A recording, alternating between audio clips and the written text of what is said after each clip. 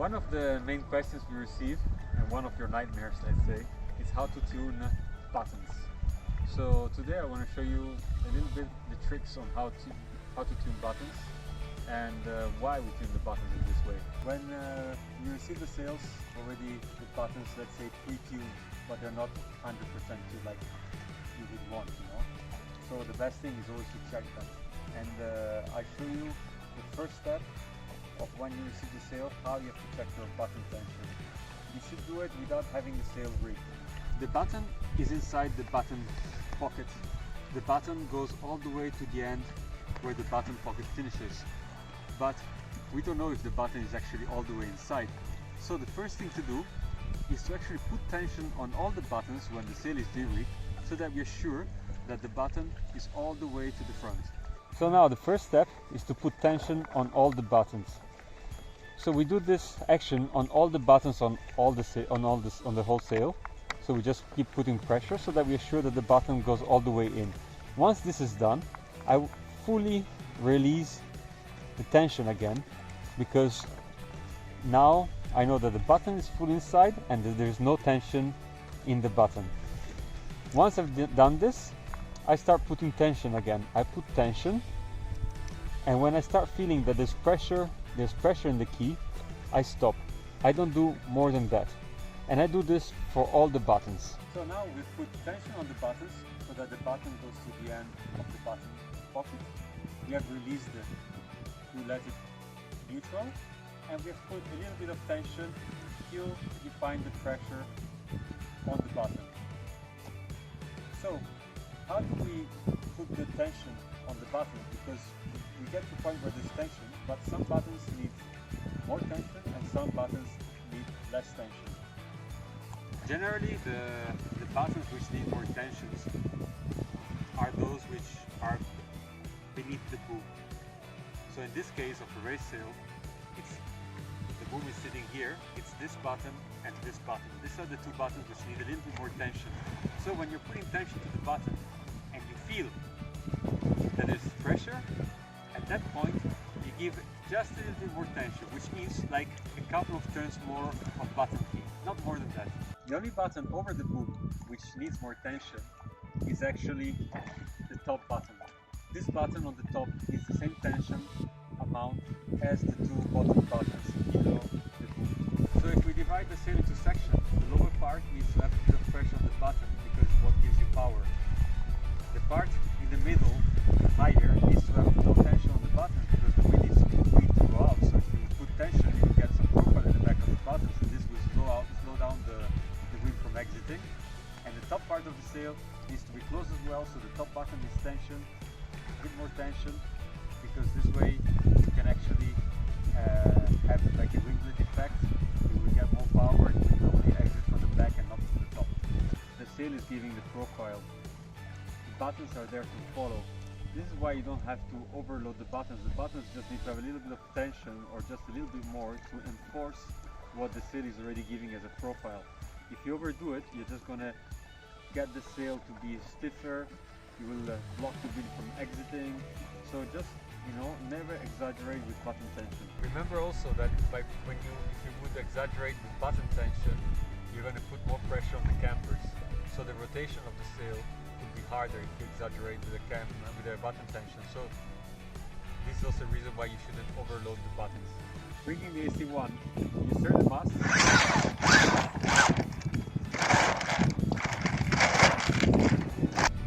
Check that the pin is inside the mast. The first time you have to check. For the extension, first time to the pulley and then the ring to put it aside here. Pull the downhaul till you have 15 centimeter rope distance left. You set the cams. You start with the below one, pull in the second one, and the last one down here. Downhaul the sail. Till this point here you have to downhaul. So you have to see that between the button 2 and the button 3 there's a loose area. So you will see this loose area coming in here, going all the way down and back. So all this area here needs to be loose. You have the setting. Don't worry to go exactly like this. Follow the line. It has to go this direction. There's one downhaul setting is exactly what I just showed you. If you downhaul less the sail will feel heavy. If you downhaul the sail more, it will feel lighter but also more unstable. So just pull the right setting as explained, and you will have the best performance and the best compromise between stability and light feel. Therefore, if you feel that the sail is a bit heavy, it's just because you need maybe just like half a cm, 1 cm more downhaul. If you feel that the sail is light but not stable, it's because you have downhauled the sail. So you just need to adjust it by 1 or half a cm. It will make a big difference. Remember that when the sail is new, the sail needs to stretch. So it's possible that after the first hour you're windsurfing, you need to downhaul the sail again by 1 cm and to bring it back to the best setting. For the boom, here you have written the size. It's 214 in this case of the 7/8. So you have to do 214 on the boom as well. And there's no other setting, except of course, if it's light wind, you're going to release a couple of cm. And if it's strong wind, you're going to pull a couple of cm more. That's the only thing. But then you will feel when you're sailing, if you feel like you have too much power, you just have to outhaul the sail a bit more. And if you feel like you need more power, you just release the outhaul a couple of centimeters. Now that the sail is rigged, you will realize that the sail is actually perfect in terms of also button tension, because we've done it before rigging the sail. So the reason why we're putting more tension on the lower buttons is because we want to have this curve, this tension here. This is profile at the back, a little bit of profile at the back, which gives a nice backhand power. It gives you power. Here it's close the sail, the wind goes up here in this area, and here on top of the boom is the place where we don't want to have any tension, because we want the exit to be flat. We want the wind to be fast out of here. So we want the wind to come up from here and exit here all the way in the middle of the sail. So we don't want to put more tension, which will give you this kind of effect, which will actually make a curve, and the wind will just not be able to exit. It will push more the sail to open, and it will bring the sail to be very unstable in your hands. So we don't want to put any tension on the buttons over the boom, just as I explained at the beginning. So as you see here, the profile of the buttons is flat at the back, so the wind can go out fast in this area of the sail where you want the wind to exit. And on the top of the sail, the top button is more closed, because when you see it from here, this is more closed because we don't want the wind to go out from this direction, we want the wind to go out here. So this is why we're also putting tension on the top button just as much as the two lower buttons. The only two buttons that I actually check after the sail is rigged, that I check them again, are the two buttons on top of the boom, meaning this one here and this one. So not the one crossing the boom, this is considered to be below the boom, but just the two on top of the boom. I check them again. What I do is I release completely the tension from this button to both of them, as I really want to make sure that these two buttons have no tension, because these are really important, that they can bend and S-shape.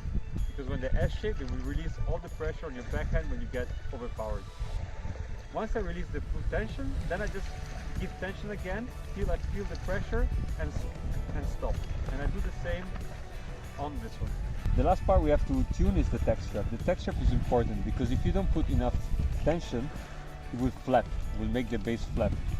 So what you do is that you pull tension, but you don't have to exaggerate. You just have to put enough that you don't feel that it's vibrating when you're sailing.